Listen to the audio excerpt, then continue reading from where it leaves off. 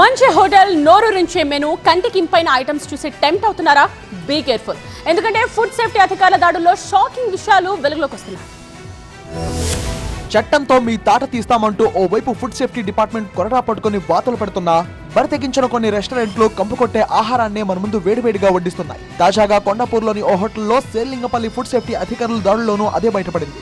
Dyne in China అనే హోటల్లో నిల్వ ఉంచిన ఆహార పదార్థాలను జీహెచ్ఎంసీ ఫుడ్ సేఫ్టీ అధికారులు గుర్తించారు. కుళ్లిపోయిన మాంసాన్ని నిల్వ ఉంచడంతో అధికారులు ఆగ్రహం వ్యక్తం చేశారు. గడువు ముగిసిన ప్యాకేజింగ్ ఆహార పదార్థాలను సీజ్ చేశారు. మరికొన్ని పదార్థాలను ల్యాబ్ టెస్ట్ పంపించారు. హోటల్ యాజమాన్యంకు నోటీసులు ఇచ్చారు. హైదరాబాద్ లో ఎక్కడ తనిఖీలు చేసినా అవే కుళ్లిపోయిన పదార్థాలు, కిచెన్స్ లో అదే అపరిశుభ్ర వాతావరణం దర్శనమిస్తుండడం ఇప్పుడు అందరికీ షాక్ ఇస్తోంది.